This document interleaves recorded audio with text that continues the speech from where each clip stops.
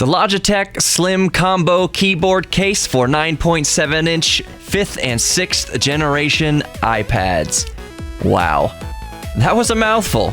It's a high-quality laptop-like Bluetooth keyboard that attaches to a protective iPad case, and it's produced by Logitech, a well-respected accessory manufacturer, which is good because as far as third-party accessory manufacturers go, Logitech is among the highest quality. Remember those terrible third-party controllers for the Nintendo 64?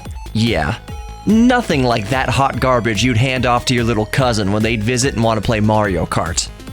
In brief, this Logitech Slim Combo is good, really good, and I'm here to help you make a purchase decision. That's probably why you clicked. But what you didn't know is that by the end of this, you might fall in love with me. Okay, maybe not. I'm a pretty sweet deal though. At least that's what my mom says. You know what? Let's just do this innocuous product review. If you fall in love with me in the meantime, well, that's cool too, I guess.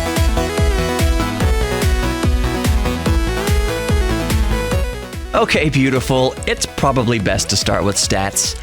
As mentioned prior, this Slim Combo is for 5th and 6th generation 9.7-inch iPads, not iPad Pros. I, however, am 6'1" and transcend generational love boundaries. The Slim Combo costs about $120, but my love is priceless.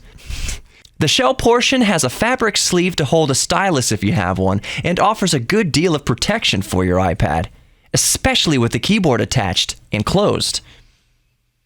I can only wish upon a star that you'd protect my soft, tender heart.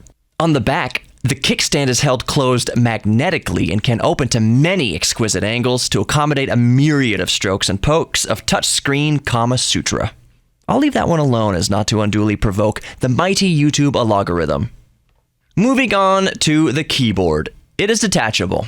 Nobody likes when things get too clingy. Personal space is important, and we all need room to blossom. With the built-in 500 mAh rechargeable battery, Logitech claims you'll have up to 3 months to play the field between charges, and I tend to believe it. This lasts long enough between charges that I must remind myself to plug it in.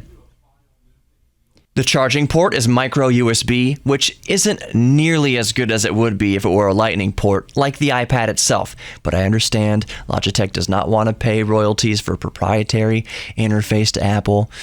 Anyways, one less cable to haul around. Heck, even Type-C would be welcome, but nope! It's crummy old micro USB. My unit is already getting a little wonky about charging. Gotta fondle the male end a little bit to get any juice flowing. The keyboard is backlit, as it darn well should be for $120. Logitech stretches the truth a little bit when mentioning that it has 3 levels of backlight. Really, it's just no light, some light, and some more light. But that's not really a knock, just an observation. The keyboard has a good mix of helpful hotkeys, such as those which control media playback, volume, home, and others. The keyboard will also easily connect to other devices like PCs, phones, even other tablets, which is nice in such situations.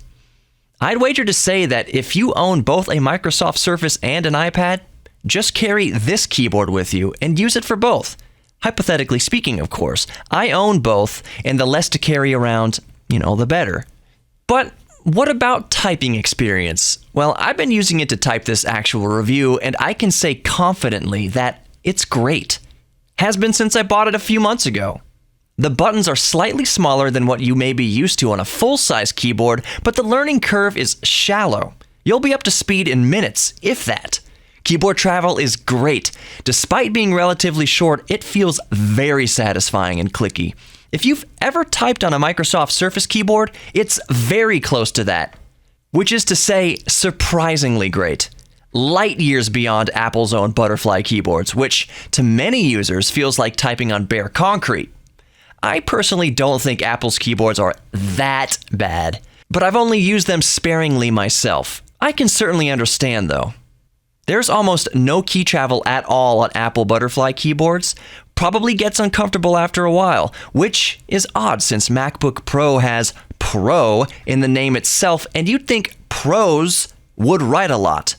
There's actually enough to pick on MacBook Pros about regarding the audacity of having Pro in the name in the first place on such a technically underwhelming device compared to its competition, but You're paying for the Mac OS experience, right? Okay, whatever. That's for another video. I'll leave it alone for now. I actually think Apple has something major up its sleeve they'll announce soon. But really, I digress. I'm sorry, beautiful. I haven't checked in on you in a minute. Are you good? You need some tea or a foot rub? No? I'm just being a creepy idiot? Okay, I'll leave you alone and wrap up this review. So, all in all, would I recommend the Logitech Slim Combo for the price? I'd say yes if you can swing with Ben and Jeff, especially if you can find use for it in addition to the iPad. It protects your device wonderfully, it's extremely versatile, and the typing experience definitely feels premium and worth the price of admission. My unit did develop a fiddly charge port issue, but my unit is a road warrior. It may just be my unit, as I haven't heard of this being a known issue. Regardless, I'm mentioning it in full disclosure. It also has a little crack in the corner, but I guess that just means it protected the iPad from getting a dent. So that wraps up the review. If you fell in love with me, sorry, but I did warn you at the beginning. But I imagine most of you are somewhere in between, which is great, because you can let me know with a like, maybe a subscribe, or the big fat thumbs down of a jaded lover. Either way, be good to each other, embrace your geek thing, and I'll see you in the next one. Take care, everyone. I'm gonna go grab a glass of wine and maybe have a bubble bath.